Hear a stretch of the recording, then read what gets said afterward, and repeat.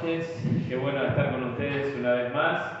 Saludamos a todos los que nos están viendo en esta jornada en la cual vamos a presentar un tema muy importante de la palabra de Dios, un tema muy importante del libro de Apocalipsis. Es un tema que apasiona a muchos, es un tema que ha traído controversias, pero es muy fácil de poder entender si uno puede ir entendiendo el desarrollo del libro de Apocalipsis y cómo se va mostrando también este desarrollo a través de la historia.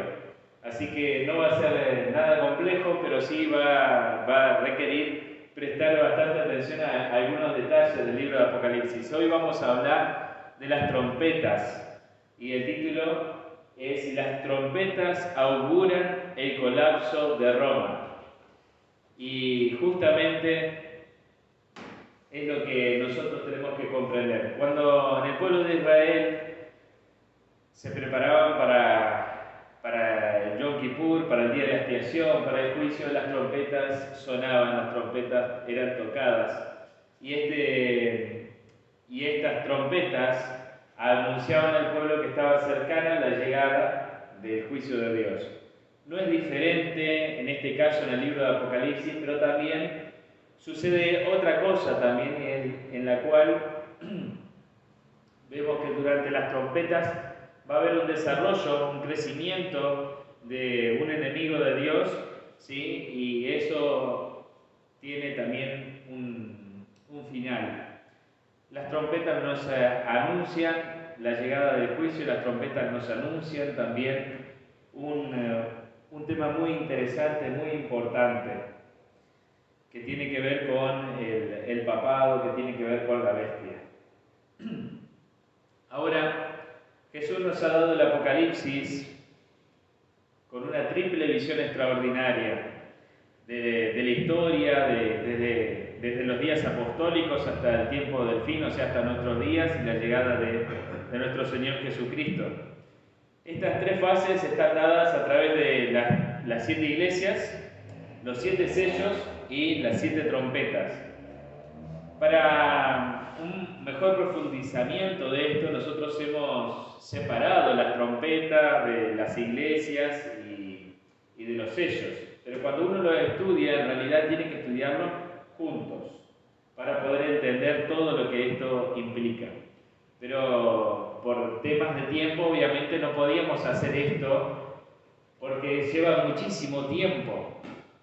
Lleva muchísimo tiempo poder estudiar estas 3 fases, estas 3 visiones de manera separada, de manera conjunta. Lleva mucho tiempo, porque son muchos los detalles y uno lo va juntando. Entonces, para más o menos ir entendiendo de a poco todo esto, los hemos separado para que se pueda entender mejor.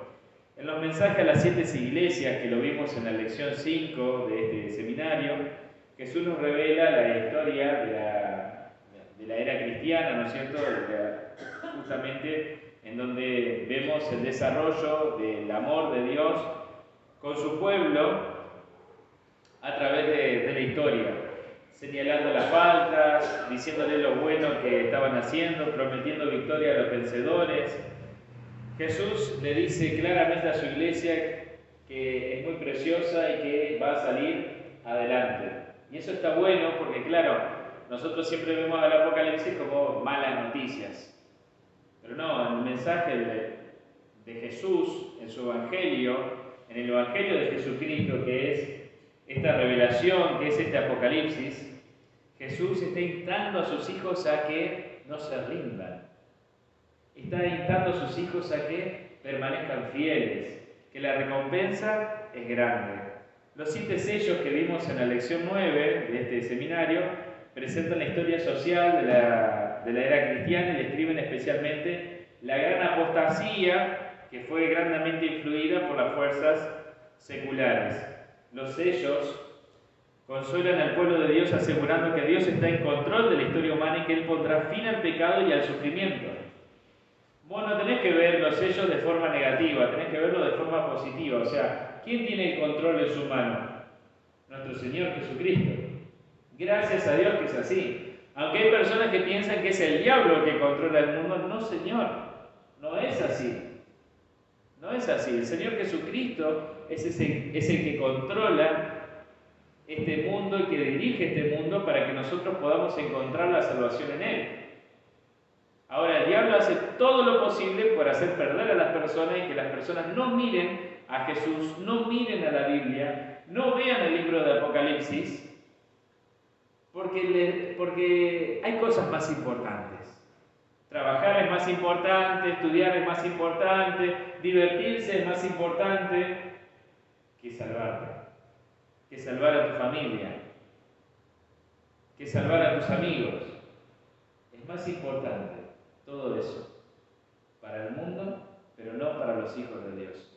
Por eso llevamos adelante este seminario, para poder mostrarte las 7 iglesias, las 7 trompetas, pero también para poder mostrarte, ¿no es cierto?, el desarrollo de la historia a través de los 7 sellos. Las 7 trompetas que vamos a estudiar hoy describen la historia militar de la era cristiana en lo que afecta a la iglesia. Presenta el apocalíptico desfile de conquistas y de derrotas que fueron sucediéndose en la historia de una forma en la cual nosotros hoy la podemos estudiar y comprender cómo fueron ayudando a que se fueran dando los acontecimientos que son más relevantes en la profecía. Hay muchas cosas que suceden en la historia y hay gente que le quiere prestar atención a un detalle, hay gente que le quiere prestar atención a otro detalle de la historia, pero vos tenés que ver cómo el Señor va organizando a través de la profecía los sucesos, los acontecimientos, y entonces uno después va comprendiendo la historia, según la profecía bíblica, según los tiempos bíblicos y cómo se va acomodando la historia humana. Porque claro, no es al revés, no es que nosotros acomodamos la Biblia a la historia humana, no. Nosotros vemos lo que dice el Señor y después vemos cómo sucede en la historia. Eso es lo que vamos a ver hoy. Bueno, 3 puntos importantes. Primero, la primera y segunda, tercera y cuarta trompetas hablan del desmembramiento del Imperio Romano original, tanto en el Oriente como en el Occidente, en símbolos que son sorprendentes en sus detalles. Claro que sí, y eso lo vamos a ver el día de hoy. Segundo, la quinta y sexta trompeta hablan de los ataques de las tribus mahometanas bajo los diferentes dirigentes, lo cual dio nacimiento a otro poder religioso que combatió el cristianismo. Esto es fundamental comprender, porque justamente es un suceso que nos afecta hoy en día también. Tercero, la séptima trompeta habla del periodo final del tiempo, cuando la Iglesia de Dios en los últimos días proclama el Evangelio eterno y los mensajes de los 3 ángeles de Apocalipsis 14, versículos del 6 al 10, al mundo entero. La lección 18, ya lo vimos a esto, ¿verdad? Ahora, veamos un poco el clímax de la historia del mundo. Pero te voy a recomendar que leas Apocalipsis en tu casa, después de este seminario, o antes, si vos querés poner pausa y léetelos. No te va a llevar mucho tiempo, Apocalipsis 8, 9,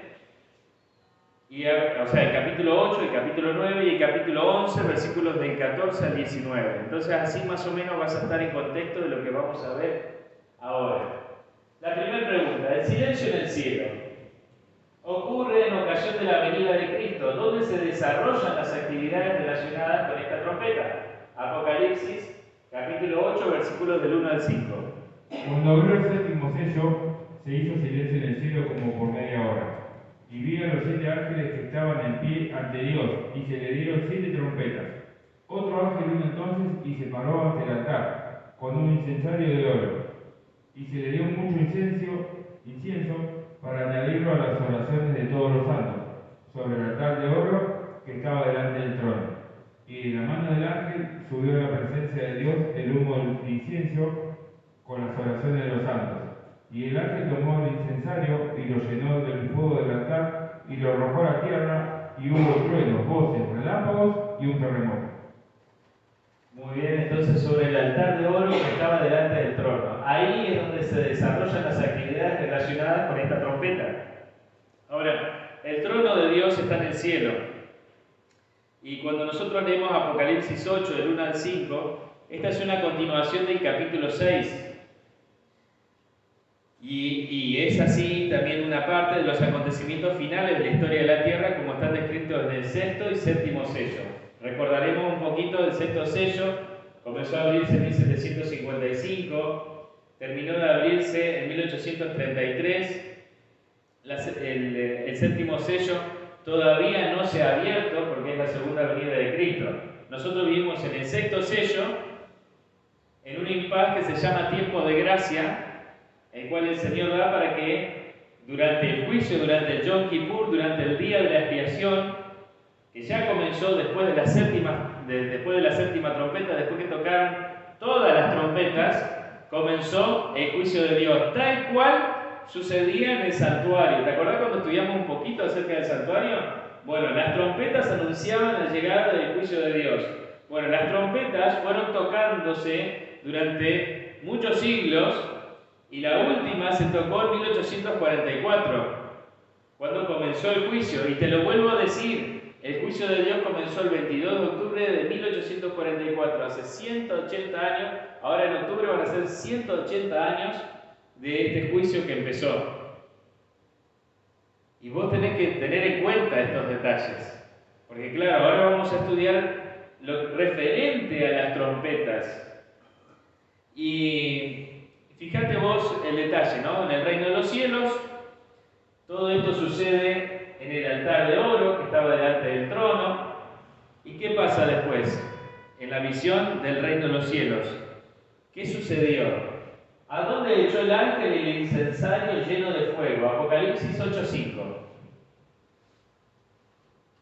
Y el ángel tomó el incensario y lo llenó de fuego del altar y lo arrojó a la tierra, y hubo trueno y voces, relámpago y un terremoto. Muy bien, esta acción que dice que el ángel arrojó el incensario en la tierra, ¿verdad? Lleno de fuego. Claro, esto tiene un significado, así como en la antigüedad, ¿no es cierto?, el incensario echado en la tierra, este significa que el juicio, que hasta ese momento estaba en proceso en el cielo, ha terminado. Las voces, los truenos, los relámpagos y el terremoto sobrevienen en ocasión de la venida de Cristo. Y entonces, claro, vos vas a encontrar ahí Apocalipsis 16, 17, yo te lo voy a leer ahora. Apocalipsis 16, 17 dice así: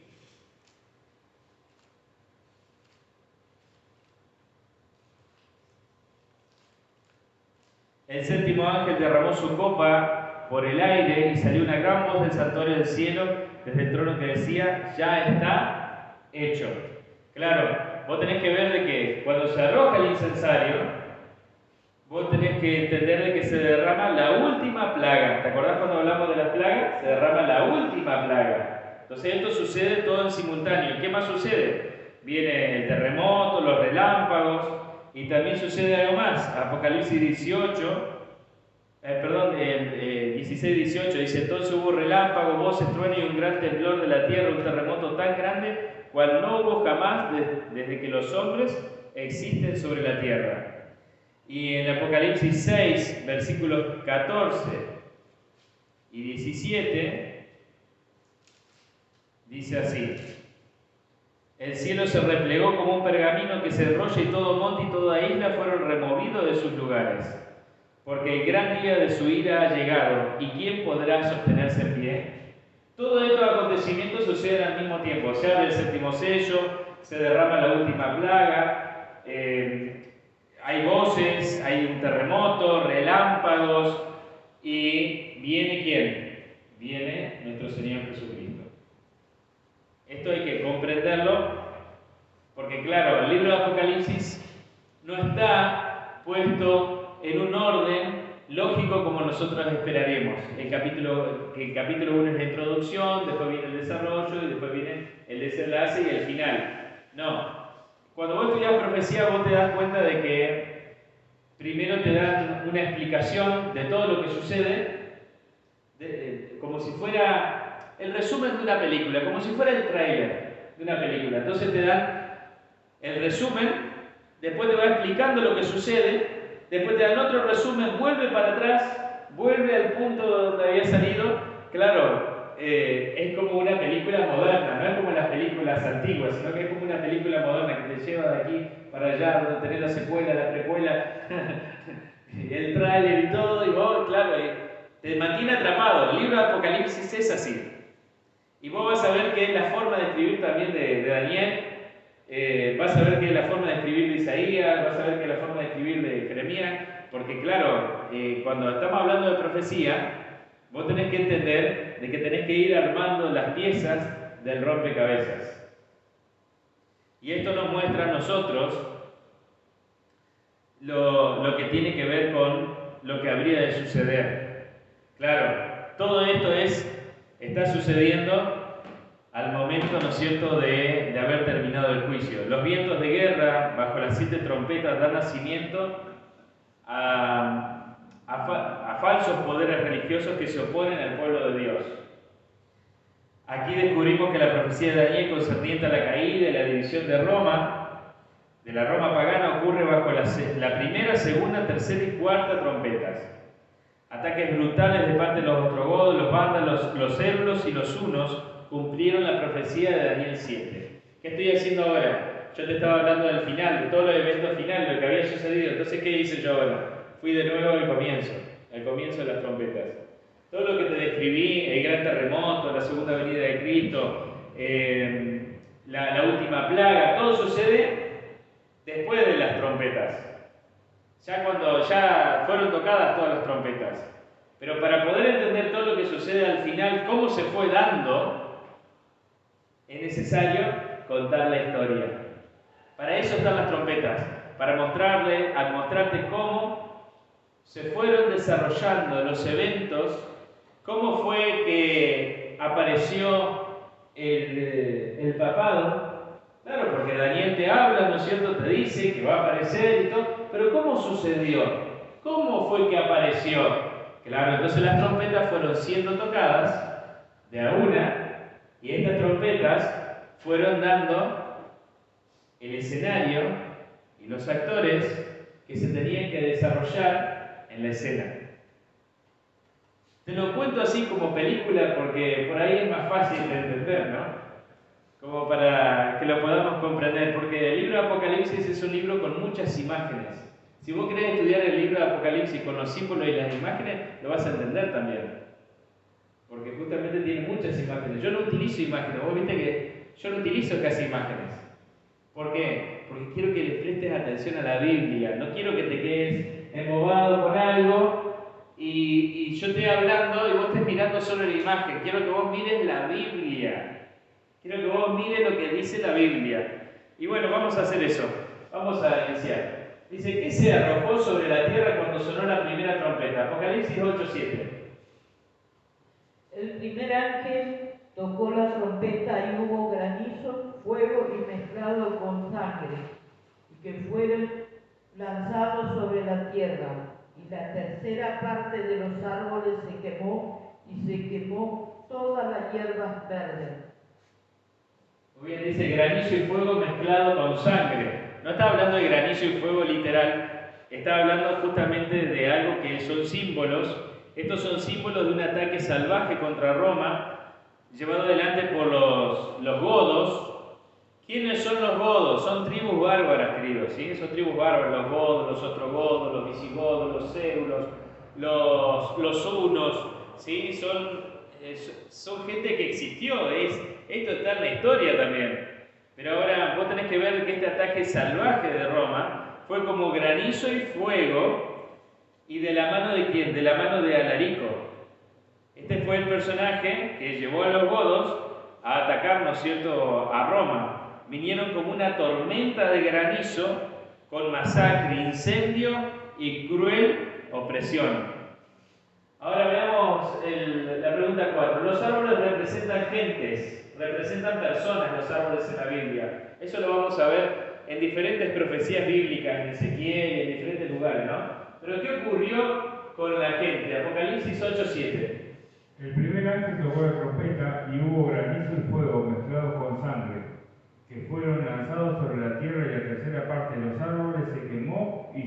toda la hierba verde.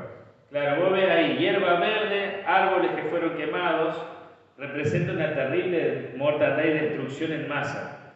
Los godos constituyeron un azote y una masacre sangrienta contra todos, jóvenes, ancianos, mujeres, niños, todos. Donde quiera que hicieron guerra hubo masacre. Y, por ejemplo, ¿cómo sabemos que los árboles son personas? Bueno, ya te di una referencia en Ezequiel, pero ahora vamos a ver Zacarías capítulo 11, versículo del 1 al 6. ¿Qué dice?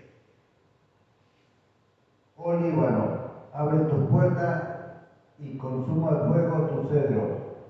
Ahora, oh ciprés, porque el cedro cayó, porque los árboles magníficos son derribados.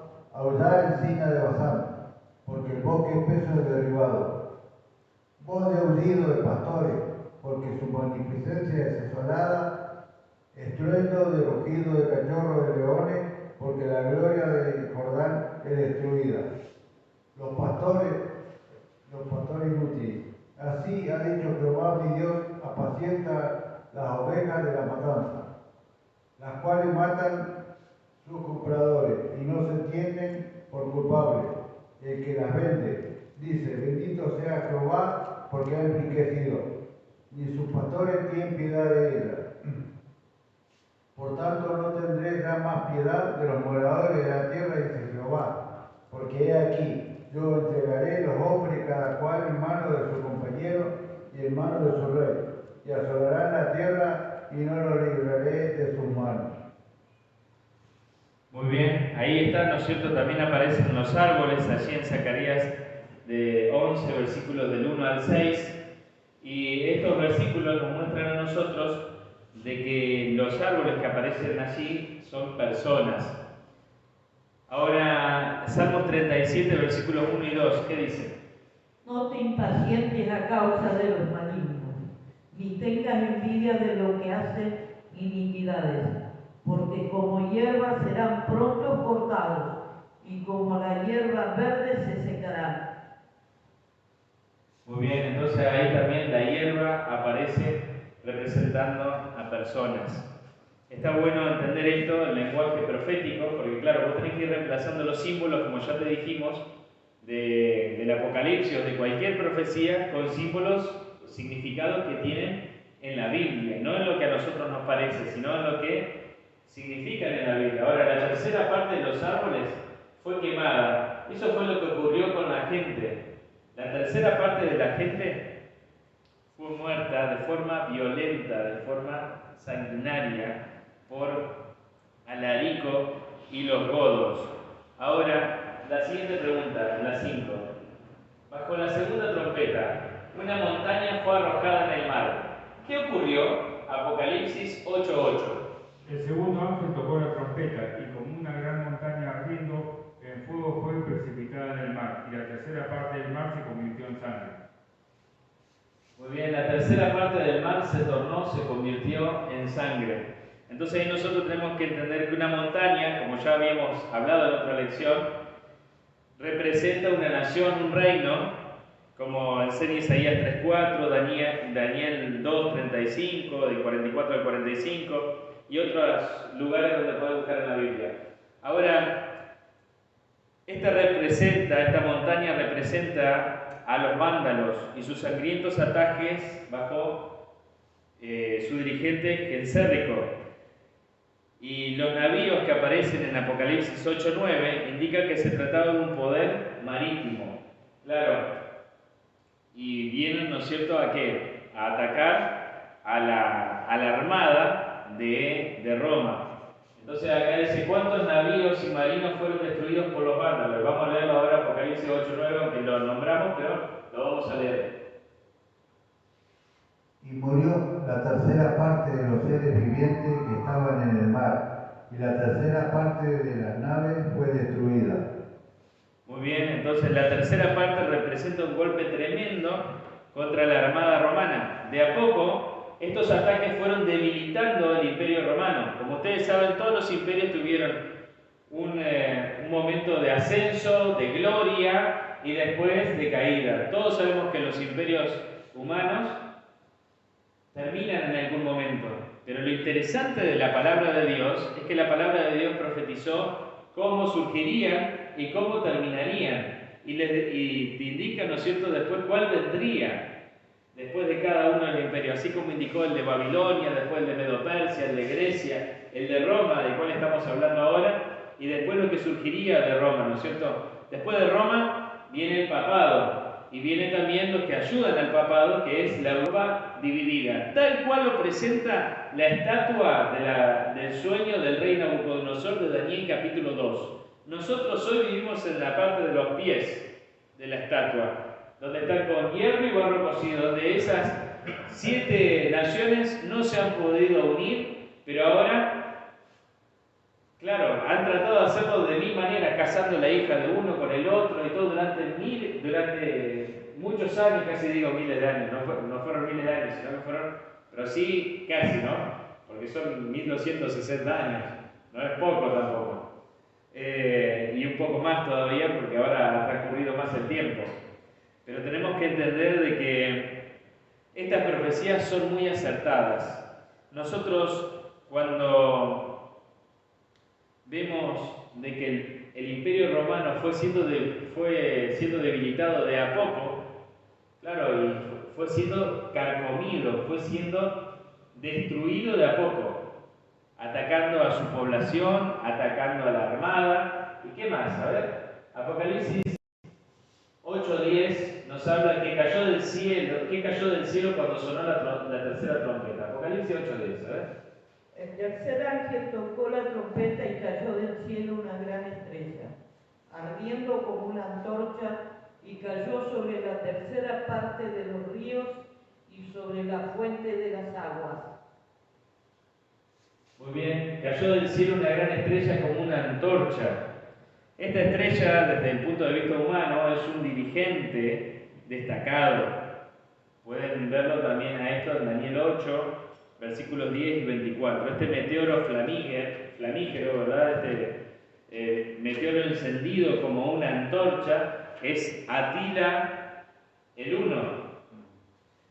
Sus tropas devastaron y ocuparon Europa, desde el río Volga hasta el Danubio. Atila se llamaba a sí mismo el azote de Dios y se jactaba de decir que cuando él pasaba con sus caballos, la hierba verde no volvía a crecer. Y nosotros lo conocemos en la historia de Atila. Obviamente hoy no se enseña mucha historia en los colegios, pero aquellos que tuvimos la dicha de tener buenos profesores de historia que nos contaban esto, vemos cómo la palabra de Dios también se fue cumpliendo, porque, a ver, recordemos un poquito, Alarico con los godos, después Gensérrico atacando los navíos de Roma, y ahora Atila el Uno, también atacando a Roma. Y ahora vamos a ver un poquito también, ¿cómo se llamaba la estrella? Apocalipsis 8:11. Y el nombre de la estrella es Ajenjo, y la tercera parte de las aguas se convirtió en Ajenjo, y muchos hombres murieron a causa de las aguas, porque se hicieron amargas. Claro, el nombre de la estrella es Ajenjo. Ajenjo significa amargura, y vos tenés que ver de que la amargura que produjo el avance de los hunos, ¿no es cierto?, resultó en la muerte de mucha gente. Daniel había profetizado que Roma, el reino de hierro, sería dividido. Y es así, se dividió en 10 partes, tal cual dice Daniel capítulo 2, versículos 40 y 43.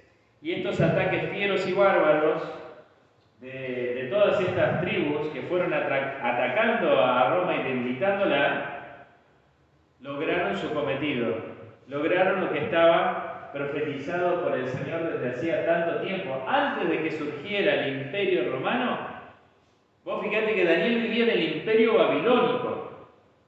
Antes de que surgiera Medo-Persia, Grecia, antes de que surgiera Roma, ya el Señor te revelaba cómo iba a ser su caída. ¿Cuándo sonó la cuarta trompeta? ¿Qué cosa se oscureció? Apocalipsis 8:12. El cuarto ángel tocó la trompeta y fue herida la tercera parte del sol, y la tercera parte de la luna, y la tercera parte de las estrellas, para que se oscureciese la tercera parte de ellos, y no hubiese luz en la tercera parte del día, asimismo de la noche. Muy bien. El sol, la luna y las estrellas se oscureció. Claro, cuando uno mira esto y mira a Roma, ¿no es cierto? El emperador simboliza, ¿no es cierto?, el sol, porque el emperador, ¿a quién adoraba? Al dios sol. ¿Cuál era el culto del emperador, ¿no es cierto? El dios sol. Era su dios supremo, ¿verdad? Después la luna, los senadores, y las estrellas, los cónsules. O sea, cayó el gobierno de Roma. Cayó el gobierno de Roma, cayó el emperador, cayeron los senadores y cayeron los cónsules. Está bueno ir entendiendo todo esto porque, claro, Roma, ¿cómo se gobernaba Roma? Se gobernaba por el emperador, los senadores y los cónsules. Ahora, cuando cae el gobierno de Roma, cayó el emperador, los senadores y los cónsules. Ahora, ¿quién oscureció el sol, la luna y las estrellas? Nos dice la pregunta 10.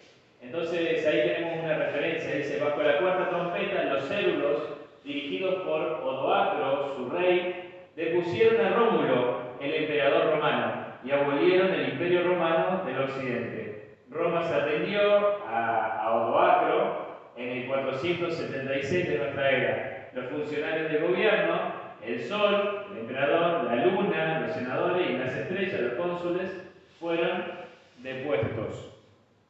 Claro, ahora vos tenés que entender de que 3 de los 4 poderes bárbaros pintados por las 4 primeras trompetas fueron desarraigados y destruidos por el cuerno pequeño.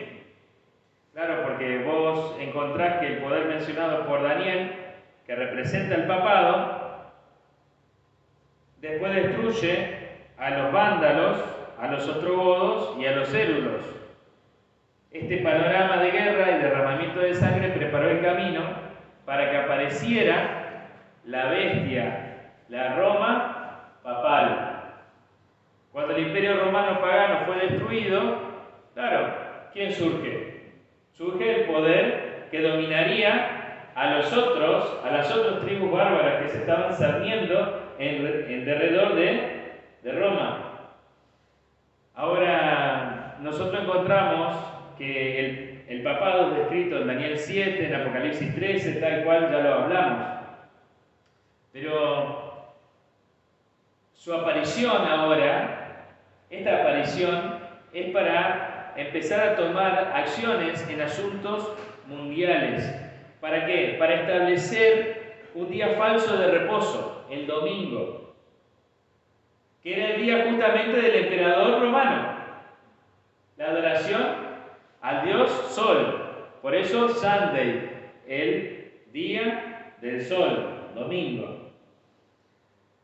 Y claro, ¿qué tenía que hacer este poder? ¿Qué tenía que hacer la bestia? ¿Qué tenía que hacer el papado? Elevar la tradición por encima de la Biblia. Satanás produjo un sistema mundial de falsa religión para hacer la guerra contra la iglesia, que ya lo conocemos, se llama Babilonia, representado por el papado, por el catolicismo, ¿no es cierto?, que lleva adelante esto. El papado influye en la tercera parte de la población del mundo hoy actualmente. No es poca cosa, no es poca cosa.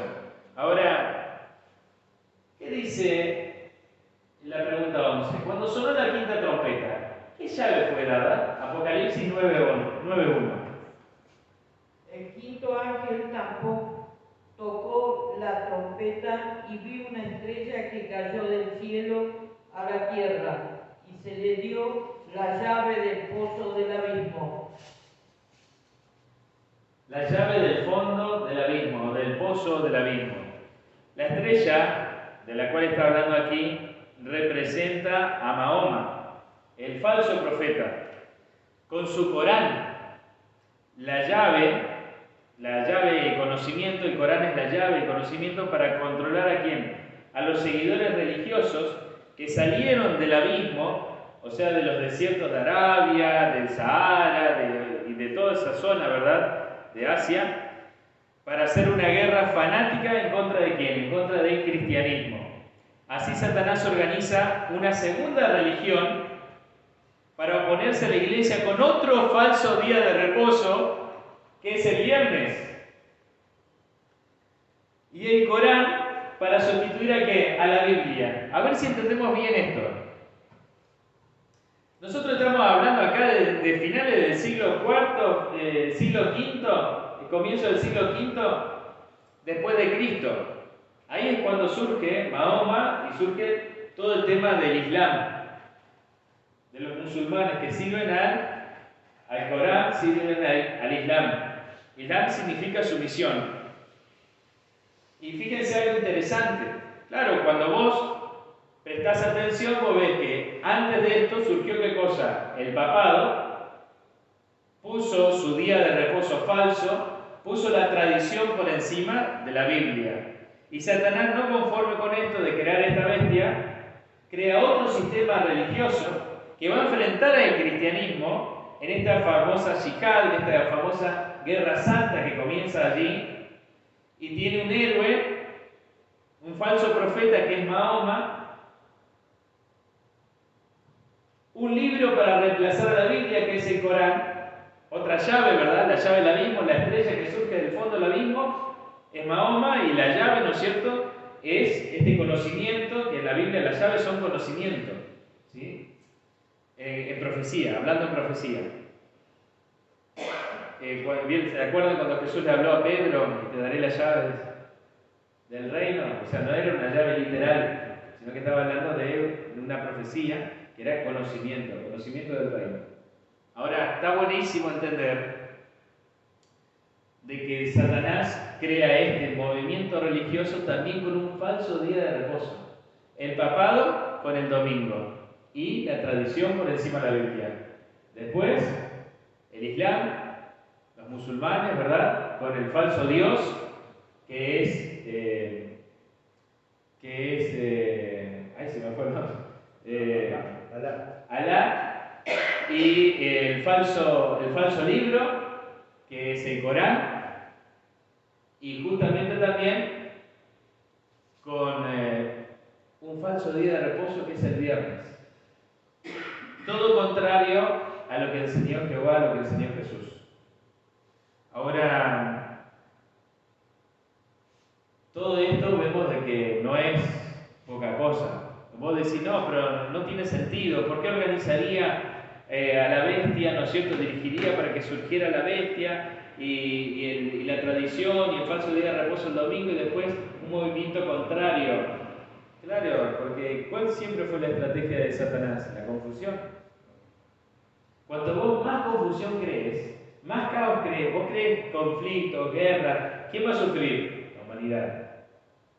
¿A quién le va a hacer daño a él? A Jesús. Porque él lo que quiere es hacerle daño a Jesús. Entonces, esto no es un movimiento que uno tiene que dejar pasar de la historia. Vos no podés dejar de pasar esto, porque la palabra de Dios te muestra que surge el papado. Y después, ¿qué otra cosa importantísima surge en la historia de la humanidad? Surge el Islam, como un movimiento en rechazo y odio hacia el cristianismo, por la opresión del cristianismo. Porque así surge el Corán. Cuando vos estudias la historia de Mahoma, Mahoma era un hombre humilde, una persona de bien, no sabía leer ni escribir, pero no importa eso, son detalles, ¿verdad? Ahora, él veía de que los cristianos hablaban de Jesús, pero no cumplían lo que Jesús enseñaba. Y veían cómo oprimían a su pueblo. Entonces, ¿qué sintió Mahoma? Que tenía que liberar a su pueblo. ¿Y qué creó Mahoma? Creó otra religión. ¿Para unir a quién? Unir a su pueblo. ¿Con qué? Con otro Dios. ¿Con qué más? Con otra Biblia. ¿Con qué más? Con otro día de reposo. Interesante, ¿no? Pero lamentablemente Mahoma no estaba siendo dirigido por Jesús. Ahora, ¿cómo están representados estos guerreros? Apocalipsis al 7. Y del humo salieron langostas sobre la tierra, y se le dio poder como tienen poder los escorpiones de la tierra. Y se les mandó que no dañasen a la hierba de la tierra ni a cosa verde alguna, ni a ningún árbol, sino solamente a los hombres que no tuviesen el sello de Dios en su frente. Y se les fue dado que no los matasen, sino que los atormentasen 5 meses. Y su tormento era como tormento de escorpión, cuando hiere al hombre. Y en aquellos días los hombres buscarán la muerte, pero no la hallarán. Y ansiarán morir, pero la muerte huirá de ellos. El aspecto de la langosta era semejante a caballos preparados para la guerra. En las cabezas tenían como coronas de oro, sus caras eran como caras de humanas. Muy bien. Del humo salieron langostas. Resulta que las langostas en la Biblia son seres humanos. Y qué apropiadísimo que es el símbolo de la langosta, porque la langosta en esa zona se reproduce en el desierto, duerme en el desierto y después va y come la hierba y vuelve al desierto. Por eso Juan el Bautista se alimentaba de estos insectos, ¿no? De las langostas. Ahora, porque Juan el Bautista habitaba en el desierto, aunque no tiene que ver esto, Juan el Bautista, con lo que estamos hablando, pero sí la referencia de la langosta. Ahora, la langosta representan los enjambres nómadas del desierto, árabes o sarracenos, que bajo la religión de Mahoma fueron amalgamados en una gigantesca máquina de guerra. Conquistaron a Persia, Siria, Egipto, norte de África y España. Convirtieron las 2/3 partes de los cristianos de África y del Asia al Islam. Introdujeron un falso día de reposo, el viernes, un falso profeta, Mahoma, y una Biblia falsificada, el Corán, y un falso Dios también, Alá. Rechazaron a Jesús como el Mesías y enseñaron la justicia por las obras y amenazaron oscurecer la luz del Evangelio. Sus ataques se dirigieron mayormente contra la Roma oriental. Claro, vos no podés pasar por alto absolutamente nada de esto. Estos son detalles muy certeros con respecto a la descripción de los sarracenos, de la langosta, de cómo avanzaron, cómo conquistaron, cómo hicieron sufrir, cómo dominaron y cómo con su nueva religión fueron también convirtiendo a tanta gente. Hoy es una de las religiones más importantes del mundo. Y vos fíjate que los conflictos que hay en Medio Oriente, están ellos también allí involucrados también, y ellos también tienen un surgimiento bíblico y todo, y se hablan ellos también de que ellos son descendientes de Ismael. Los árabes se reconocen como descendientes de Ismael. Entonces, nosotros tenemos que respetar su religión, sí, por supuesto, pero también vemos lo que dice la palabra de Dios con respecto a ellos. ¿Quiénes fueron desatados cuando sonó la sexta trompeta? Apocalipsis 9:14. Diciendo al sexto ángel que tenía la trompeta, desata a los 4 ángeles que están atados junto al gran río Éufrates. Muy bien, nosotros encontramos en Apocalipsis 7:1 que hay 4 ángeles sosteniendo los vientos. Los vientos son guerras, son enfrentamientos. Y dice Apocalipsis 7:1, después de esto vi 4 ángeles de pie sobre los 4 ángulos de la tierra, deteniendo los 4 vientos de la tierra, para que no soplara viento alguno sobre la tierra, ni sobre el mar, ni sobre árbol alguno. Pero claro, aquí vemos de que estos ángeles soltaron los vientos, ¿y qué sucedió? Hubo destrucción, hubo enfrentamiento, hubo guerra. Estos ejércitos del imperio musulmán que se originó en Turquía, vemos nosotros de que, claro, donde están las fuentes del Éufrates justamente, el agua representa a los pueblos en la profecía, como dice Apocalipsis 17:15. Agua, muchedumbre, ¿no es cierto? Son los pueblos. De manera que el río Éufrates representa a los turcos mahometanos, o sea, la gente de esa zona. Entonces nosotros vemos de que hay un enfrentamiento, son soldados para poder llevar adelante una confrontación, llevar adelante guerra, llevar adelante enfrentamiento. Pero ahora, ¿por cuánto tiempo se les confirió poder para herir a los pueblos? Apocalipsis capítulo 9, versículo 5 y versículo 10. Y les fue dado que los matasen, sino que los atormentasen 5 meses, y su tormento era como tormento de escorpiones cuando hieren el hombre. Tenía cola como de escorpiones y también aguijones en su cola. Tenían poder para dañar a los hombres durante 5 meses. Dice la Biblia que fue durante 5 meses, o sea, 150 años. ¿Cómo llegamos a eso? Recordábamos que un día se confiere a un año. En los antiguos meses, ¿verdad? Solamente tenía 30 días el calendario. Entonces va a ser 5 por 30, te da 150. Entonces, 150 años. Claro, cuando vos ves la historia de los musulmanes, vos vas a ver de que eran tribus nómadas. Durante años fueron tribus nómadas con poca organización, pero cerca del fin del siglo XVIII, Otman los unió y formó el Imperio Otomano.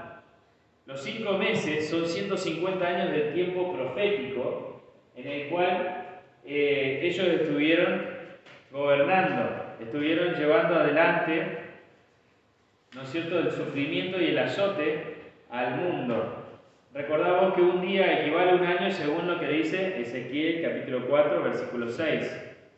Los 150 años de los cuales habla aquí la profecía comenzaron el 27 de julio de 1299, cuando Otman invadió a Nicomedia, y terminaron el 27 de julio de 1449. Estos 150 años son el cumplimiento de esta notable profecía. Ahora, como vamos a ver también en la siguiente pregunta, ¿cuánto tiempo continuó el Imperio Otomano?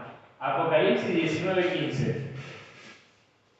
De su boca sale una espada aguda para herir con ella a las naciones, y él las regirá con vara de hierro, y él pisa el lagar del vino del furor y de la ira del Dios Todopoderoso. Muy bien, entonces por una hora, un día, un mes y un año. Acá vos tenés que prestar atención. ¿Por qué? Porque vos fíjate que en profecía bíblica esto tiene un simbolismo muy importante. ¿Sí? Entonces, tiene un simbolismo muy importante. Un año son 360 días, o sea, son 360 años. Un mes son 30 días. 30 más 360 te da 30 más 360 te da 390. Un día te da, ¿no es cierto?, un año. Ahí llevas 391 años. Y una hora, haciendo la división matemática de cuánto tiempo equivale a una hora en tiempo profético, ya que un día es un año, son 15 días. Entonces vos tenés en total 391 años y 15 días. Es tan exacto esto es tan exacto, porque dice, la fase final de este imperio, o sea, el imperio de Turquía, el Imperio Otomano, fue establecida el 27 de julio de 1499. Añadiendo los 391 años y 15 días, llegamos al 11 de agosto de 1840.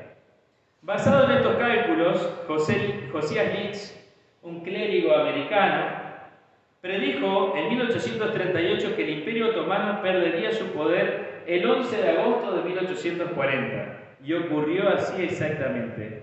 Los incrédulos que se habían burlado de él le escribieron después cartas a Josías Litz para decirle, ¿no es cierto?, de que estaban convencidos de que se convertían al cristianismo. Y más de 1000 de ellos escribieron esto, relatándole su conversión. Hoy en día, el Islam prohíbe la predicación de Jesús a centenares de millones de personas de la población mundial. Nosotros sabemos que hay países musulmanes en los cuales nosotros no podemos decir que somos cristianos o estar hablando libremente como lo estamos haciendo ahora. No se puede. Ahora, qué interesante, ¿no? Porque nosotros vamos viendo el desarrollo de las trompetas y vamos viendo el cumplimiento de lo que el Señor fue revelando. Ahora, vos fijate que esto ocurre hasta 1840.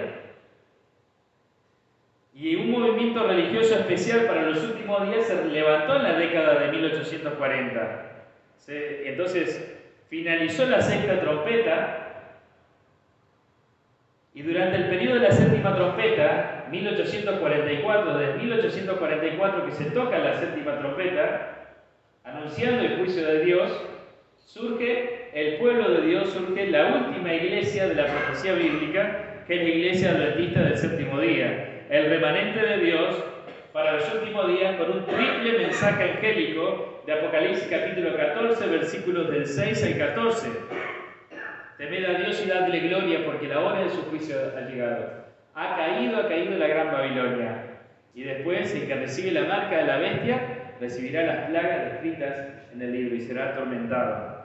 Ahora, y no tendrá paz, obviamente, ¿no? Ahora, fíjense ustedes de que nuestra misión es poder anunciarte a vos lo que está sucediendo, lo que está pasando. ¿Qué sobreviene en la visión según Apocalipsis 11:19?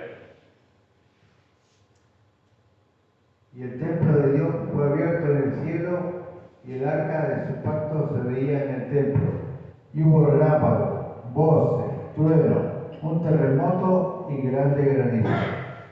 Claro, el arca del pacto fue vista en el cielo. El arca del testimonio, el arca del pacto que fue construida aquí en la tierra fue al reino de los cielos. Fue a parar allí y se la mostró en el lugar santísimo. ¿Por qué? Porque justamente lo que está describiendo acá Apocalipsis 11:19 es el inicio del juicio de Dios en el reino de los cielos, el comienzo del juicio. O sea, las trompetas fueron siendo tocadas hasta que se tocó la última trompeta en 1844 y el 22 de octubre de 1844 Jesús pasa del lugar santo al lugar santísimo. Se ve el arca. Claro, ¿por qué se ve el arca del testimonio? Porque justamente es tiempo de que comience el juicio. ¿Por dónde comienza? Por la casa de Dios. Y esto es sumamente importante para nosotros porque nos delata todo lo demás. Vamos a leer ahora Apocalipsis 11:18 y nos da una visión de 4 acontecimientos finales. ¿Qué dice Apocalipsis 11:18? Y se airaron las naciones, y tu ira ha venido, y el tiempo de juzgar a los muertos y de dar el galardón a sus siervos, los profetas y a los santos, y a los que temen tu nombre, a los pequeños y a los grandes, y de destruir a los que destruyen la tierra. Las naciones están airadas. ¿Están airadas? Sí. Todos se quieren dar en contra de todos. Se están amenazando continuamente con bomba nuclear, con esto, con lo otro. Se tira un misil, el otro le tira otro misil. Va para acá, el otro va para allá. Todos quieren pelear contra todos. ¿Las naciones están airadas? Están airadas. ¿Desde cuándo? Desde que comenzó el juicio de Dios. Y fíjate vos qué más dice. La ira de Dios pronto vendrán las cosas, las 7 plagas. No han caído las 7 plagas, pero pronto van a venir. Ahora, fíjate vos, el juicio de los muertos, antes de que Cristo regrese. Claro que sí, porque en el reino de los cielos se está llevando adelante el juicio de Dios. Y el juicio de los vivos va a ser momentos antes de que Cristo aparezca. Allí nomás. Se da la recompensa cuando Jesús regresa, y esto es lo que falta, ¿no? Falta esto, la ira de Dios, las plagas, y falta la recompensa, cuando Jesús regrese, ¿no es cierto? Ahora se está llevando adelante el juicio de los muertos y las naciones están airadas. Así que esto presenta ya un cuadro de profecía cumplida. ¿Por qué? Porque ya su desarrollo para el final del tiempo, o sea, los días venideros ahora, lo que estamos viviendo ahora, es nada. En cualquier momento esto va a suceder, tal cual sucedieron las trompetas, anunciando el juicio de Dios. ¿Y qué noticia tenés? El juicio de Dios ya comenzó. Jesús pronto va a volver a la tierra.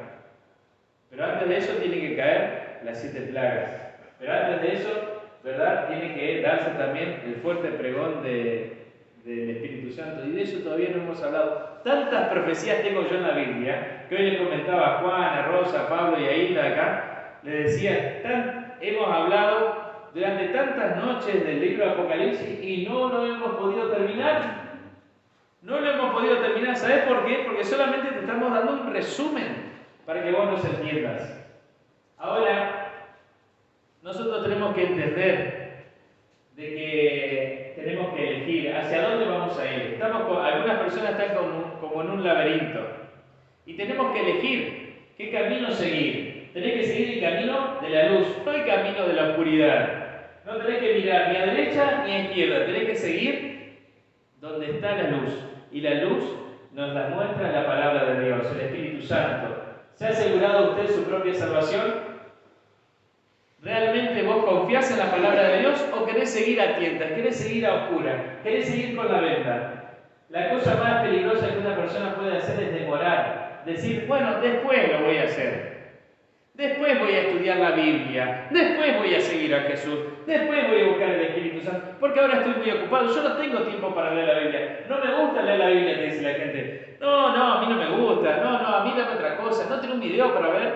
Bueno, sí, ahora lo tenés. Dice, después es la palabra fatal que llevará la ruina a millones. Porque vos querés postergar lo que realmente importa, que es el conocimiento de Dios para que vos puedas abrir el corazón a Jesús.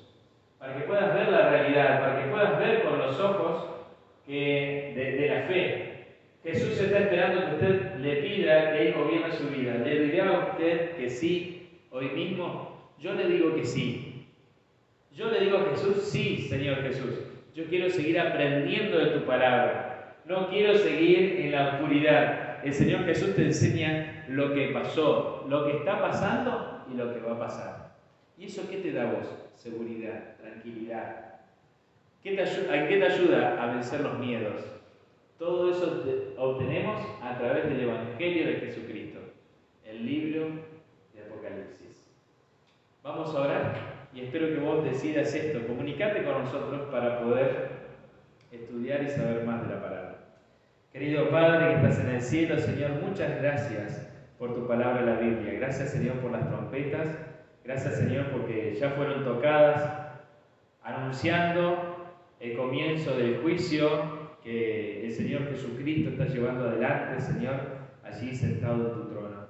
Te queremos rogar, Señor, de que tú nos ayudes para permanecer fieles a ti. Que toda persona que esté oyendo esto, que esté viendo esto, Señor, pueda decidir ahora mismo por Jesús, por tu palabra, para no vivir más en oscuridad, sino para poder ver con claridad, para comprender la historia, para comprender lo que pasó, lo que está sucediendo y lo que va a pasar, para vencer el miedo y el temor que Satanás nos ha puesto en el corazón, para separarnos de ti. Ayúdanos, Señor, te rogamos, en el nombre de Cristo Jesús.